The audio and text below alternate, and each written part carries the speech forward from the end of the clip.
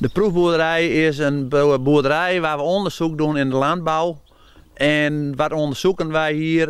Wij onderzoeken voor agrariërs die met vragen komen. Niet alleen agrariërs, ook een provincie, een waterschap, overheid.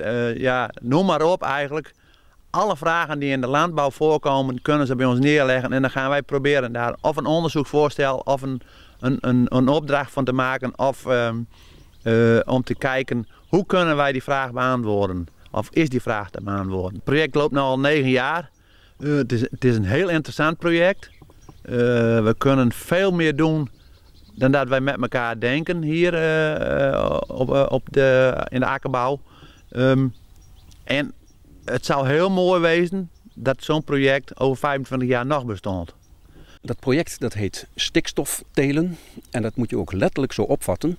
Stikstof in de landbouw is een belangrijke plantenvoedingsstof. Dat kun je uit kunstmest halen, je kunt het uit dierlijke mest halen. Wij halen het uit de lucht. Hier, de omgeving, die bestaat voor 80% uit stikstof. Vlinderbloemige gewassen die kunnen dat samen met bacteriën binden en daarmee beschikbaar maken voor de planten en eiwitvormen. Dat doen we hier. En het belangrijkste gewas dat is hier achter mij. Dat is een mengteelt van verschillende klavers en luzerne. Dat staat daar te groeien. Dat bindt dus met die bacteriën stikstof. Dat wordt gemaaid. Dat worden we, bij wijze van spreken, worden we een beetje veehouder hier op het akkerbouwbedrijf. Het wordt in van die pakken gestopt en afgevoerd. Volgend jaar stoppen we het niet in de koe, maar dan brengen we het rechtstreeks terug naar het land. Groene mest.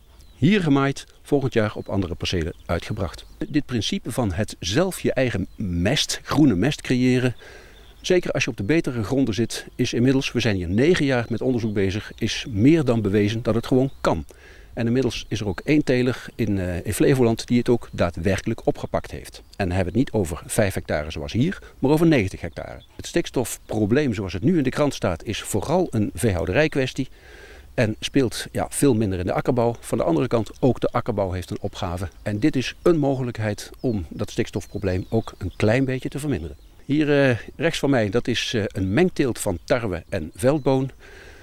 Het vorige gewas, dat is de motor van het systeem. Dit zou je kunnen zeggen is de hulpmotor. Ook hier is weer een vlinderbloemig gewas. Die kan dus stikstof binden. Dat is de veldboon. Die is tegelijk gezaaid met de tarwe. Op 1 plek, zeg maar als het ware. De tarwe kan de stikstof die al in de bodem is zelf opnemen.